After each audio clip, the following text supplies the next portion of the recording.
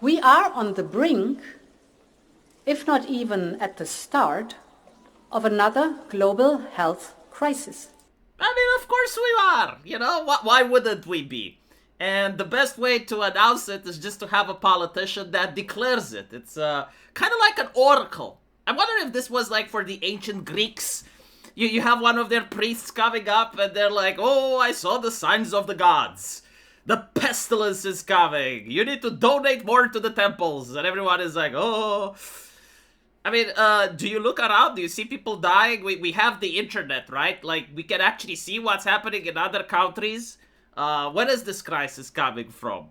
Well, it doesn't matter. Like, if she says it, well, it must be true, right? From my experience, there is absolutely nothing that the Brussels president can say which is a lie. They're kind of like God, if you think about it. You know, like God never lies. And so everything they say is true. And if you disagree, you're spreading harmful and dangerous misinformation. And as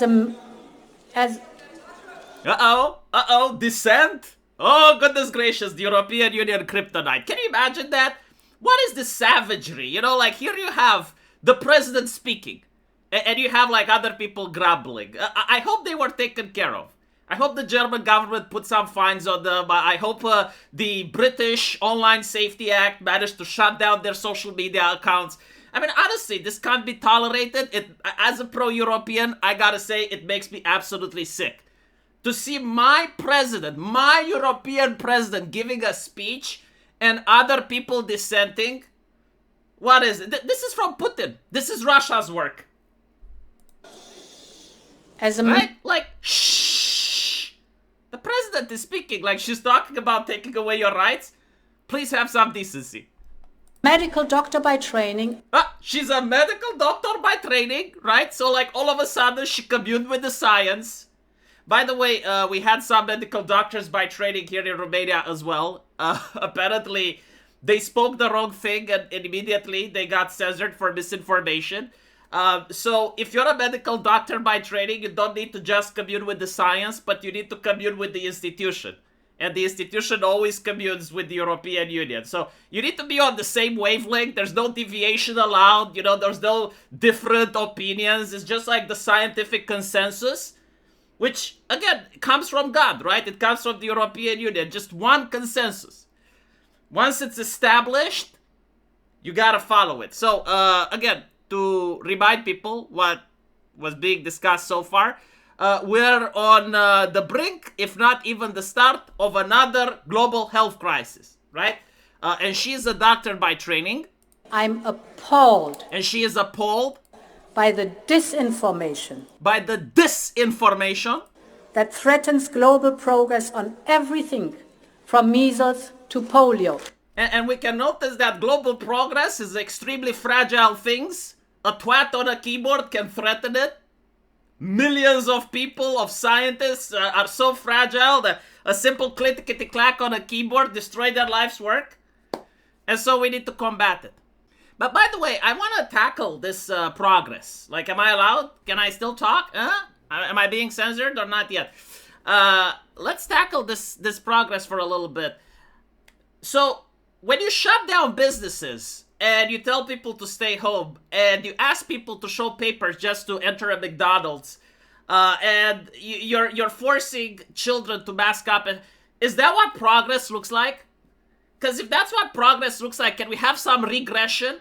Like, am I allowed to vote for regression? Like, what if I go like, okay, I understand this is the progress, I just don't want it. I want stagnation.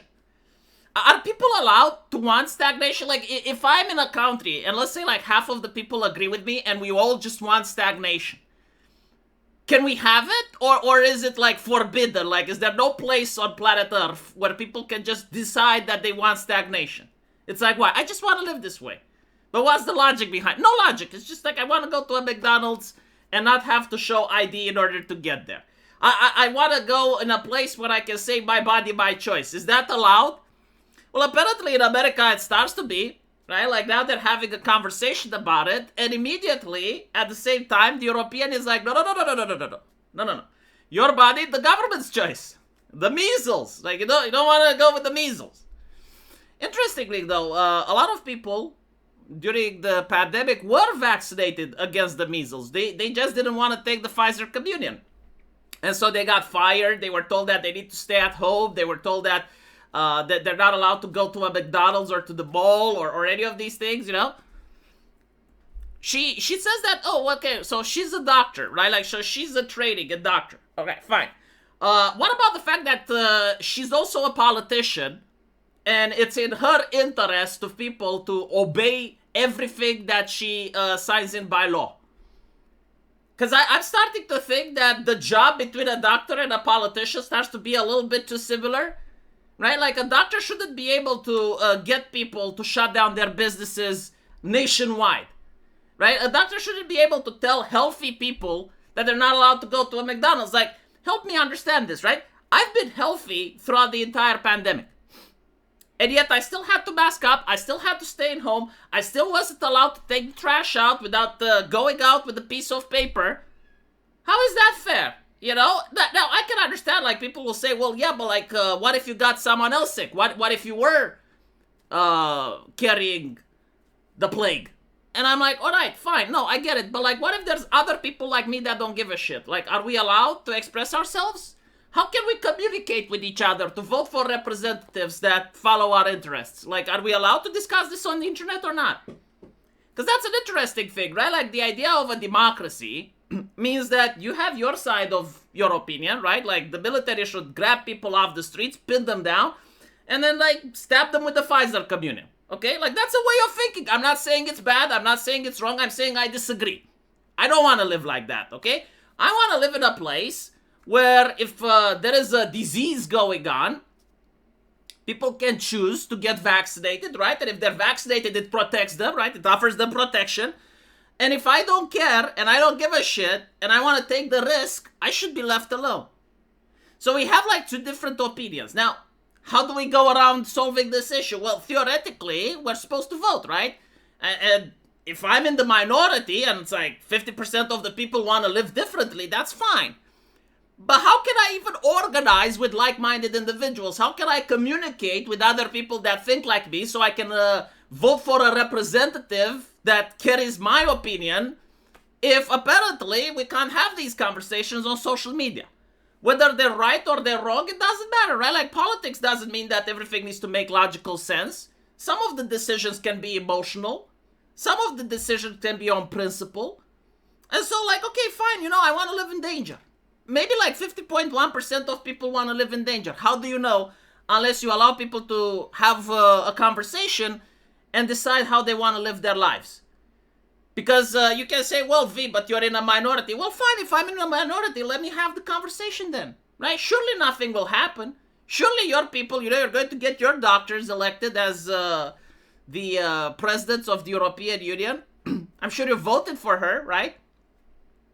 So yeah, this video caused a lot of buzz because, as you can imagine, it goes directly against with what the United States is doing right now. Completely different way of thinking. Personally, I do hope that we are indeed on the principle of another global health pandemic. Because a lot of people have learned a lot of lessons from the previous pandemics. A lot of right-wing governments managed to get a lot of votes from the previous pandemic because people were screaming for help. And they weren't screaming for help for the government. No. They were screaming for help so that the virus rescues them from their own governments. And if you have like another global health crisis, well, you're going to have more of the same. Let me know what you guys think. And as usual, I will see you in the next video. Take care.